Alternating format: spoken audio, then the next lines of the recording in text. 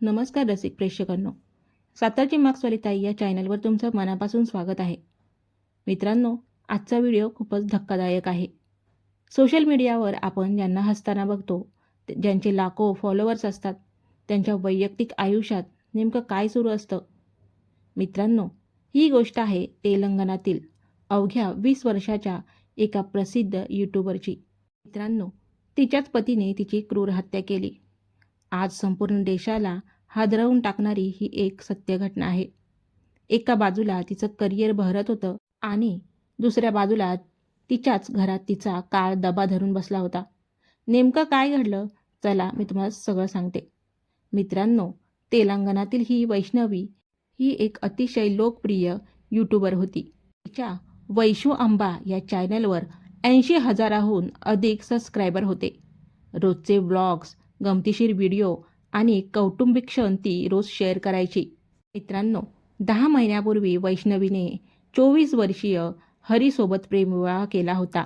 सुरुवातीला सगळं ठीक होतं.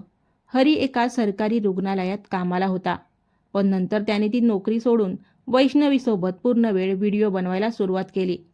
पण या सुखी दिसणाऱ्या चित्रामागे एक भयानक सत्य लपलेलं होतं. 17 मार्चच्या पहाटे जगटियाल जिल्ह्यातील मधापूर गावातून एक बातमी आली आणि सगळ्यांनाच धक्का बसला. वैष्णवी तिच्याच घरात रक्ताच्या थारोळ्यात मृत अवस्थेत सापडली. तिच्या डोक्यावर, मानेवर आणि हातावर धारदार शस्त्राने अनेक वार करण्यात आले होते. तिचा पती हरी मात्र तिथून गायब होता. पोलिसांच्या प्राथमिक तपासानुसार वैष्णवी ही 3 महिन्याची गर्भवती होती. आणि मित्रांनो, धक्कादायक बाब म्हणजे हरी तिच्यावर गर्भपात करण्यासाठी सतत दबाव टाकत होता.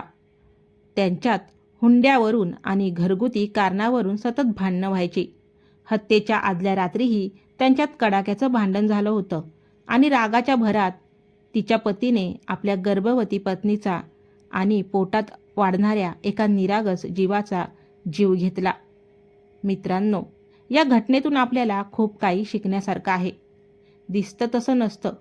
सोशल मीडियावर दिसणारे आनंदी चेहरे नेहमीच खरे नसतात. लाईक्स आणि कमेंट्सच्या मागे अनेकदा घरगुती हिंसाचाराचं दुःख दडलेलं असू शकतं. प्रेमविवाह असो वा ठरवून केलेलं लग्न, जर तिथे तुमचा छळ होत असेल तर वेळीच आपल्या आईवडिलांशी किंवा पोलिसांशी संपर्क साधा. छळ सहन करणं हे समाधान नाही.